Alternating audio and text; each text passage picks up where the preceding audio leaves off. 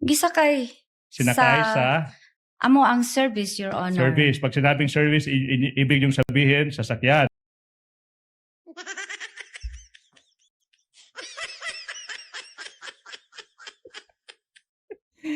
Gisakay sa amuang service. Oy, mama, kusta? Magalit dito si Tulpo. Tapos ito man si Ligutan. Ano yon?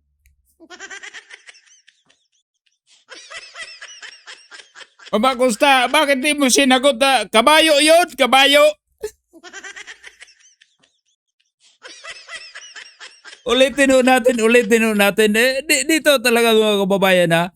Alam mo, yung mga kababayan, itong impeachment trial ngayon, wala na, para na tayo nanonood ng komedy.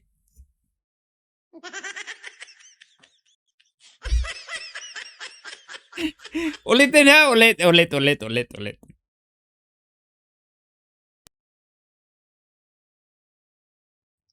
Gisakay Sinakay sa amo ang service, Your Honor. service. Pag sinabing service, ibig yung sabihin, sasakyan. Opo. Oh. Sinakay mo saan? Sinakay mo sa bahay? Sinakay mo sa itaas ng niyog?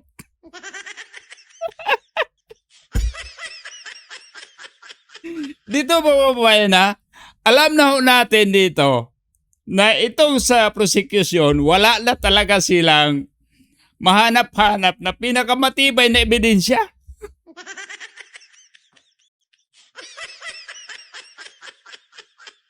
Sinakay, anong ibig sabihin? Sasakyan ba to?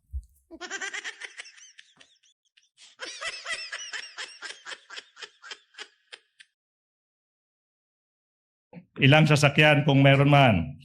Dalawa, Your Honor. Kaninong sasakyan? Ito ha, ilang sasakyan kung meron man. Sinasabi na nga, sinakay sa sasakyan. Kabi sasabihin na kung meron man.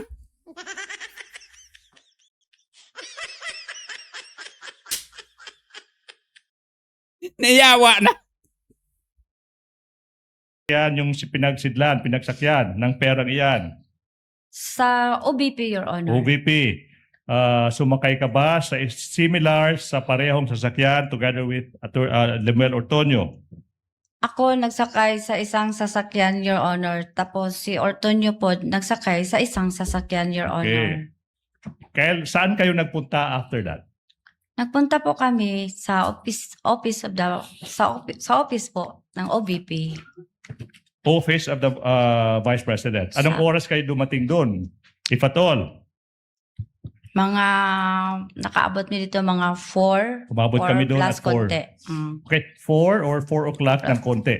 4 plus ng 4 plus hapon. ng hapon. 4 plus ng hapon. Who assisted you, kung meron man, in transferring the bags from the cars to the office of the Vice President? Kung meron man. Pagdating ko doon sa Port Lord, Your Honor, sa office po kasi namin, meron pong talagang naka-duty na mga BPSPG. Mhm. So, nang naka-arrive na kami sa Fort Lord, Your Honor, open na ang car, tapos nakita ng BSPG na nag-action ako na kunin ang bag. Nakita nila na dili ko kaya.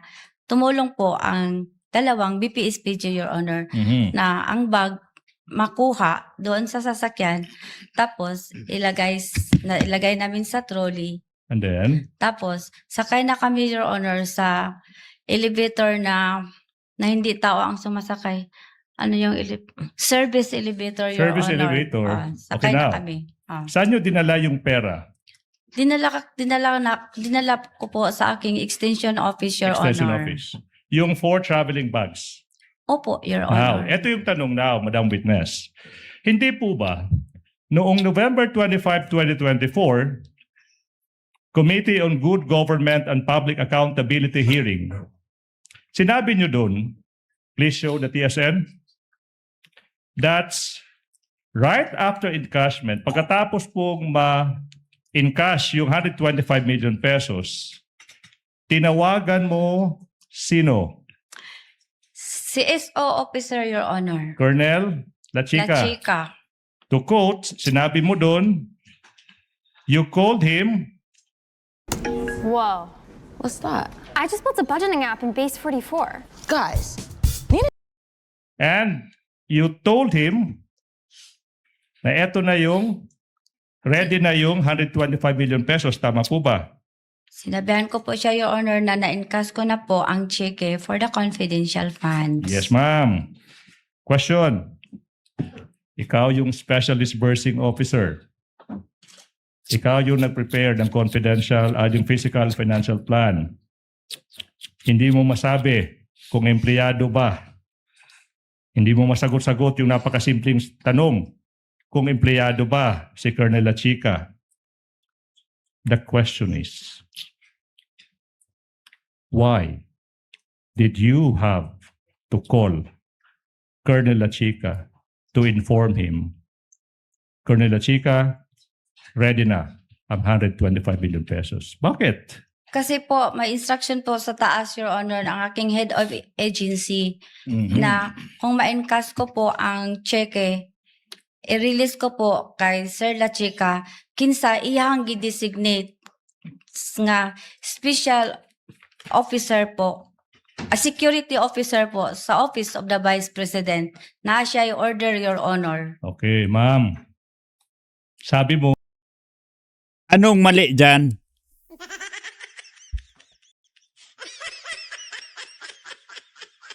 Dito po mga kababayan na, anong mali sa ginagawa dito sa witness?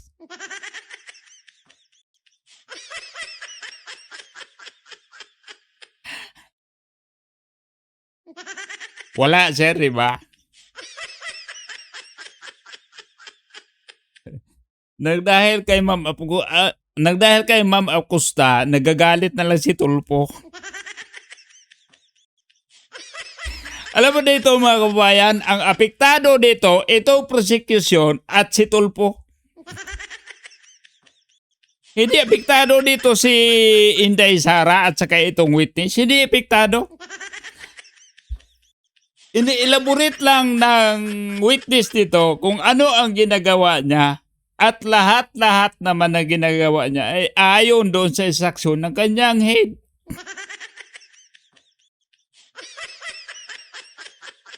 Tapos wala namang mali. Di naman sinabi na pinapunta kami doon sa bangko tapos nagnakaw kami ng pera. Pinapunta doon sila sa bangko para i-encash dahil na-download na galing sa DBA yung pera. May basbas na pwede na i-withdraw.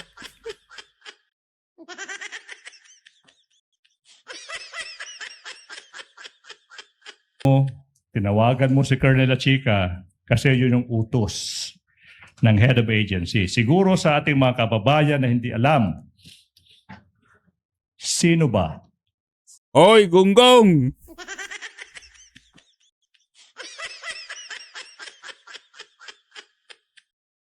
Pati bata ngayon na dumididi pa, alam na kung sino ang ini-impeach ngayon. Bakit nakapunta dyan si Ma'am Acosta? Bakit ayon sa mga kababayan na hindi alam? Ilang tao ba ngayon ang nakasalang sa impeachment? Isa lang.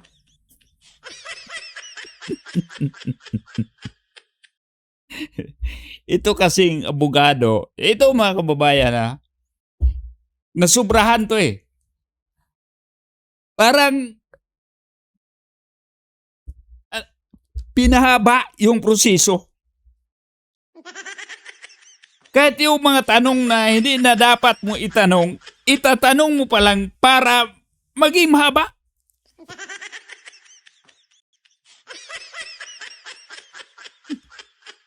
Nagkakontrata kasi to, ilang araw to, nagkakontrata sa kanila, 95 days. Dahil yung gusto ng sa depensa 30 days.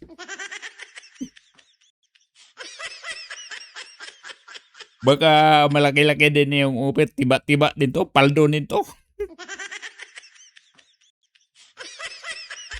sino ba ang head of agency na nag-utos sa'yo as the special disbursing officer na ibigay yung 125 million pesos in cold cash sa isang security officer, Colonel Raymond Dante Lachica? Bakit ninyo di magawang ipatawag ito sila chika?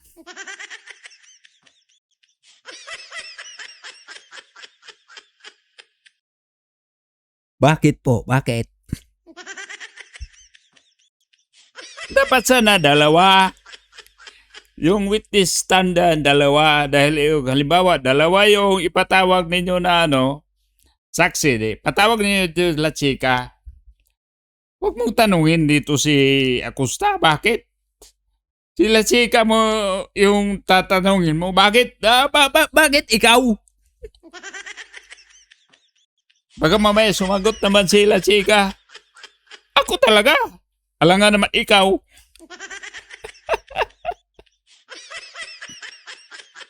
Ang nag-utos po sa akin na i-release ang pera na 125M sa security officer na si Colonel Lachica ay si Ma'am Sara Duterte. You turned over 125 million pesos to Colonel Lachica precisely para siya yung mag-disburse ng 125 million pesos for the supposed confidential activities ng Office of the Vice President. Tama po ba? Misleading, Your Honor. What? Why is it misleading, counsel? Your Honor, the witness has yet to testify. Ang nag-disburse si Acosta. Bakit sinasabi na sila chika na ang nag-disburse?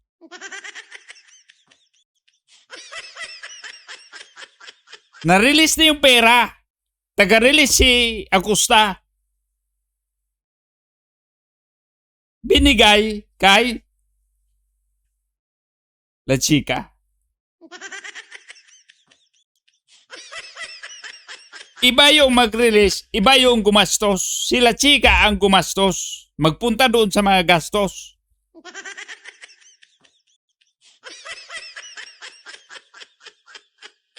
On anything Uy. that the I'm leading her. question is premised on, Your Honor. Overruled, counsel. Witness said that she was instructed by the head of agency, the vice president, to give the money to, anong word ginamit niyo, ma'am? Transfer? Release. Release. To release the money to Colonel Lachica. Oh, to release the money. To disburse the money. Claro.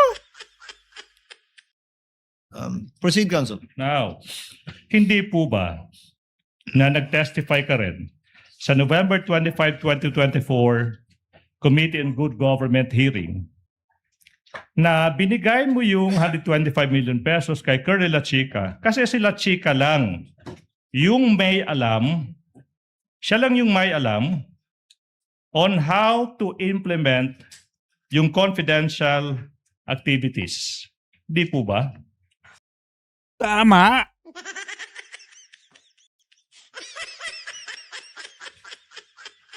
Yes po. Yes Siya po. ang expert. Oh wait, you can explain po later, ma'am, ha? Okay, Sorry now. po. And you only came to know. Ang bait ni Ma'am Acosta. Okay, sorry po.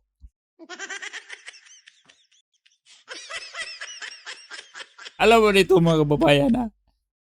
Baka tatanungin nila, ano masasabi nyo kay BP Sara? Bagay sabihin niya na, si BP Sara po ay pinakamabait. Nayawa na. Sana hindi ito magkamali itong sa prosecution kung anong masasabi niya patungkol kay BP Sara. Baka tatanungin siya, hingin siya ng komento. Anong masasabi mo patungkol sa Vice Presidente? Yeah. Tapos sasagot ito si Ma'am Acosta, ito si BP Sara, pinakamabait to at hindi to magnanakaw.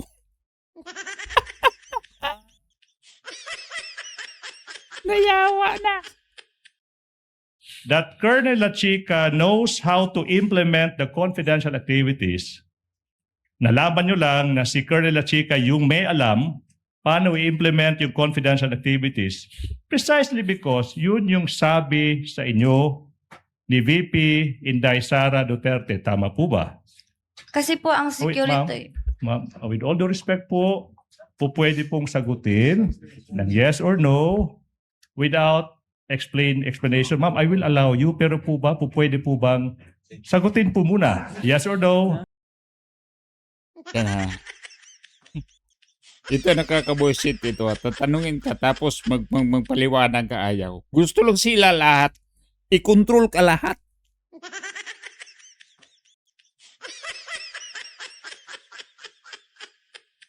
Kung ako gawin ganon, naghingi kayo sa akin ng mga paliwanag tapos ngayon pipigilan nyo ako? Ako hindi ako. Di na ako. Pag ikuntip niya, sige, ikuntip. Di na ako. Di na ako mag-cooperate yan. Bahala na kayo, maghanap kayo ng iba. Hanapin nyo yung mali sa taong pinagtanggol ko. Hostile witness kasi ito, mga kababayan. Saan ka pa ikaw Ginawa kang saksi doon sa taong pinagtanggol kayo. Alam mo natin dito mga kababayan itong mga empleyado ni BP Sara, wala kahit isa nagsasalita patungkol kay BP Sara na ito si BP Sara nakapaswapang. Wala. Wala tayo masabi. Dahil itong si Ma'am Acosta, dati pa itong empleyado kasama ni BP Sara nung si BP Sara ay doon pa sa Davao bilang mayor. Tapos nang naging vice presidente si Inday BP Sara, dinala. Dahil pag hindi pa mabait si BP Sara, ito si Ma'am Acosta, sasama kaya to?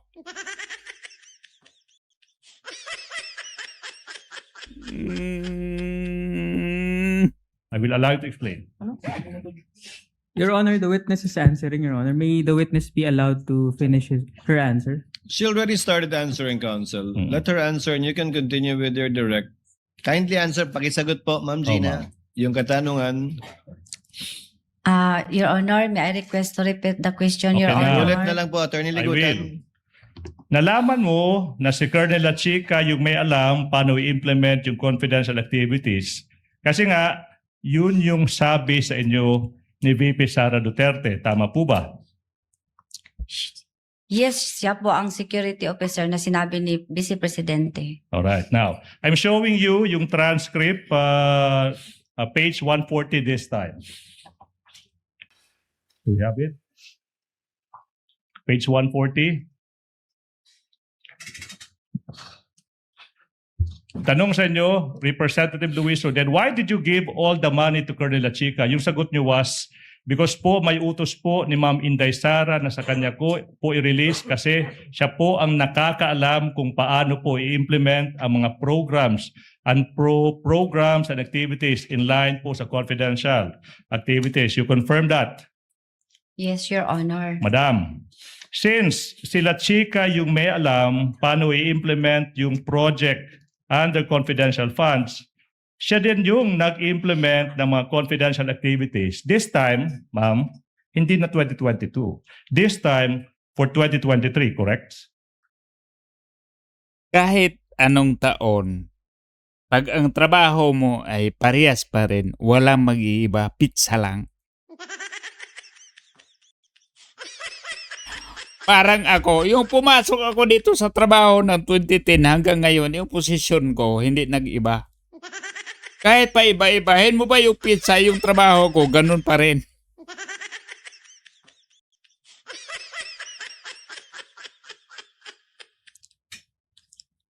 Same question, Your Honor. Okay, I will repeat the question. Since sabi mo, ipinabigay ni VP Sara yung pera kay La Chica kasi siya yung may alam paano i-implement yung confidential activities. Okay, now, yung tanong is, si Colonel La Chica din, yung nag-implement ng lahat ng confidential activities this time, ma'am, para sa taong 2023. Tama po ba?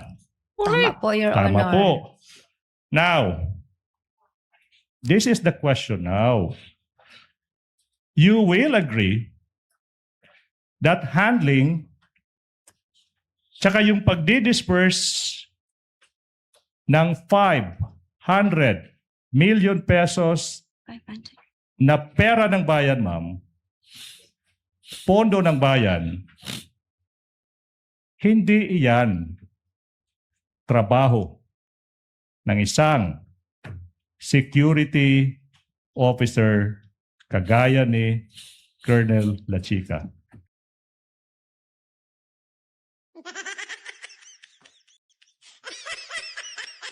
Halimbawa ako, yung trabaho ko, nag-aakyat. Tapos itong amo ko, pagkasabayan ako, may papabili ako sa'yo. Pira ito ng company. Pakibili ng kailangan natin dahil wala tayong stock. Sabihin ko ba sa amo ko, hindi ko papayag dahil hindi ko yung trabaho? Wala namang mali doon sa gagawin ko. Nagagastusin ko yung pera dahil inutusan ako kung saan ipapagastos yung pera. Ha?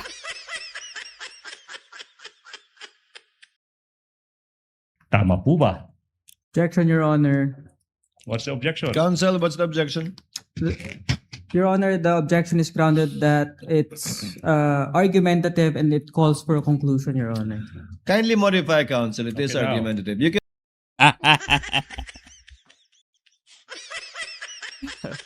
Ito lang mga kababayan, hanggang dito lang po itong video natin na. Ito lang ang konklusyon ko dito. Dito sa trial nito mga kababayan, kitang-kita natin, Mga bagito itong pinadala na abogado papunta dyan sa depensa. Mga bagito, si Ferrer, itong abogado nitong lalaki, mga bagito. Tapos kita natin sino yung abogado dyan sa prosecution. Lalo na yung Rene Rigla, yun, pinakabata. Dito natin makikita mga kababayan na walang kwenta itong impeachment trial. Buti na lang yung tinatapos ko tong video nito, hindi nila tinanong o hindi nila hininga ng komento kung anong masasabi niya patungkol kay Inday BP Sara. Dahil pag tinanong pa tapos masagot ito ni Ma'am Apgustana, si Inday BP Sara, nakapabait yun, pinakamabait yun at hindi kawatan. Disgrasya yung prosecution. At hanggang dito lang po pagkabayan. Ito po si Rene Bay. Hanggang sa susunod nating video, magkita-kita ulit tayo at mabuhay ang Pilipinas.